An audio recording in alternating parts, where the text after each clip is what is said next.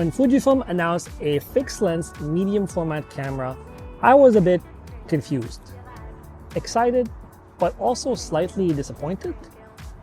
See, I thought the GFX100RF was just an X106 on steroids. I even made a video criticizing the GFX100RF, saying how it kind of doesn't make sense, and I do stand by that still. But then I used it for 2 weeks. So let's talk about the experience when it comes to shooting with the GFX100RF.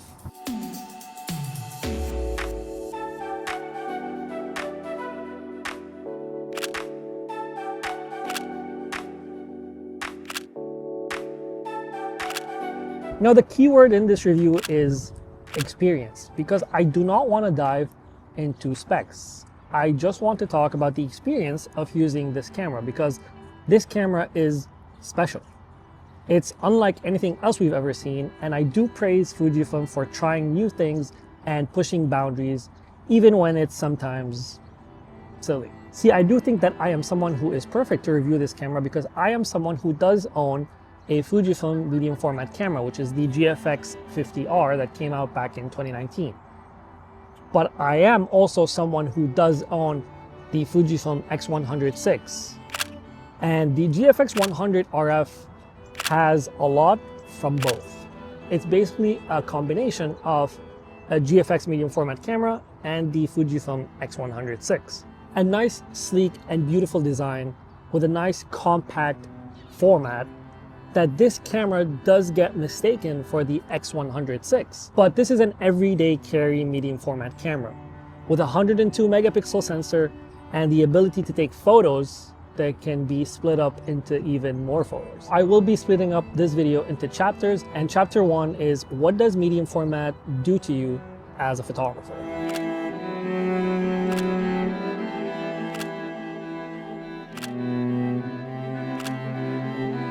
See, shooting with a medium format camera is different than shooting with any other type of camera, whether it's full frame or mirrorless.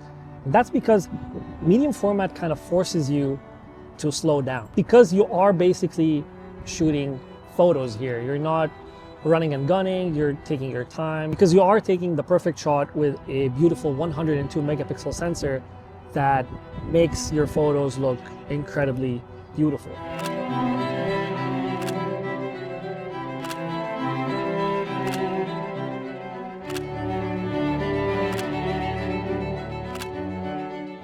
So here are some of the few things that I absolutely love about the GFX100RF. And first things first is the aspect ratio dial. See, when I first saw the aspect ratio dial on the GFX100RF when it got released, I thought it was going to be a silly gimmick dial, kind of similar to the XT50's film simulation dial, which I personally never used. But one thing that I did realize is that you can set your aspect ratio dial to custom. And that means you can then use the front command dial to just instantly switch between aspect ratios. And even though it does sound silly, I did find myself using this feature the most in this camera. The ability to switch between aspect ratios super quickly, whether it's 4:3, 16:9, or 65:24, or 1:1, any aspect ratio on the fly was a big positive, as one, it was fun, and two, it was very helpful and very useful, because in photography, to me, composition is very important. And the ability to change aspect ratios to get a certain look that you want or eliminate certain elements in your photo was a big positive, and one of the most beneficial things about having the aspect ratio dial in the GFX100RF. Number 2, surround view is actually legit. Now, the GFX100RF has a feature called surround view, and that is when you change your aspect ratio, you can turn surround view on, which will add lines to show you the exact composition that you're shooting in. And with surround view, you can change it between 3 different modes, which is semi-transparent, blacked out, or transparent. And whether you use any of those 3 views, they're all super beneficial, because it helps you compose your shot based on the aspect ratio you're in, but you can also see what is outside your frame in case you do want to change your shot later on. But the best thing is, if you are shooting in RAW, the full photo, the full image will still be there. So it will take advantage of the full sensor either way, and you can crop it in post if you want. But having both options, whether it's having a cropped in image in camera or in post, is very fun and very helpful, and it is one of the best features in the GFX100RF. And number 3, having a digital teleconverter. Now, most people would not use a digital teleconverter in a mirrorless camera or a full frame camera. You're cropping in digitally, so you are losing resolution, so you're losing megapixels, and what if you don't want to crop your photo in that way? But the fact that you have a 102 megapixel sensor means that using the digital teleconverter with the surround view helps you compose your shot even more and gives you the extra range that you cannot get because this is a fixed lens and it is not a zoom lens. And I have used the digital teleconverter almost every single time when shooting with the GFX because I just found it way easier to just use it than to walk 100 meters. And you have 102 megapixels here, you might as well take advantage. Again, the cool thing is if you're shooting RAW, you will still have the full image just cropped in.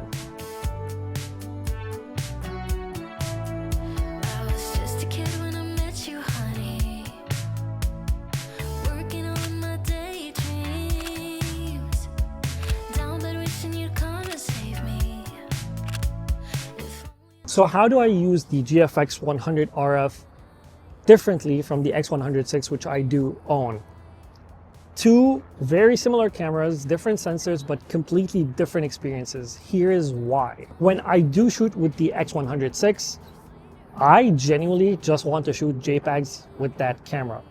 I don't want to shoot RAW with the X106 at all, and I have not shot RAW on the X106, I think for the past 6 or 7 months.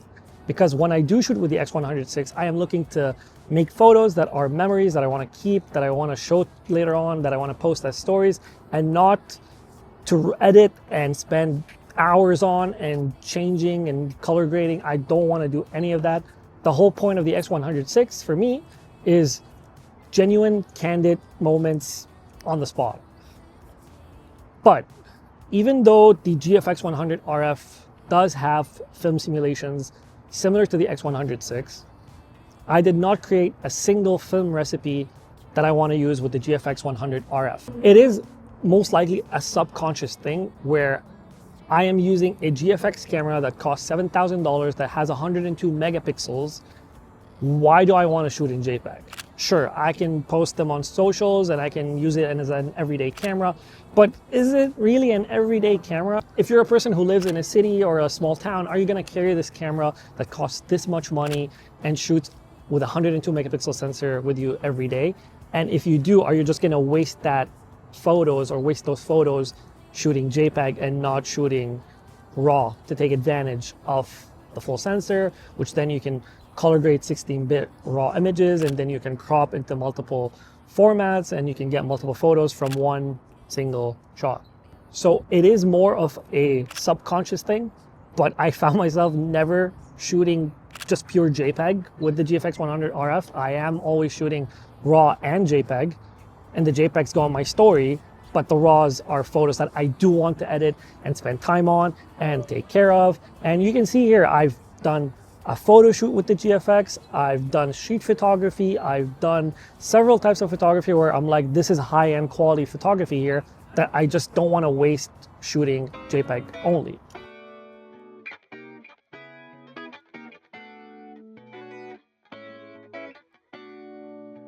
For all the good things that I have said about this camera, there's a lot to dislike here. Now let's talk about the elephant in the room, which is the obvious. An f4 lens, IBIS, and low light performance. When using the GFX100RF, I tried to use it in low light. It was almost impossible to get a good photo without bumping the ISO to 6,000 or 10,000 or 12,000. And even though it is a medium format sensor and f4 is almost f2.8, this thing is not made for low light. Like, the only way you would use this for low light is if you are doing long exposures. I would not recommend this otherwise. The other elephant in the room, in-body image stabilization, IBIS. This camera does not have IBIS. It is a $7,000 camera that does not have IBIS in 2025. Is it a big deal? Not really. Is it a big deal for other camera enthusiasts and people who are nerds in specs? Yes, it is. Now, this camera is, as I said, it is a photo-centric camera. This camera is not made for video, even though you could shoot in video, but do you really want to use a GFX100RF to get your video? Probably not. You're going to use this camera as a photo camera and a pure photo camera. IBIS was not really an issue for me because if I am shooting photos handheld, obviously you have a fixed focal length. You're not shooting with a telephoto lens, so you won't have that much shake. It is a small body. You do have control and a way to grab onto the camera, and you're not going to be shaking much when using the GFX100RF. Unless you're shooting video and you really want that stabilization, then you're not going to have that because IBIS does not exist here. Which leads me to the final part of this video, which is, who is this camera for?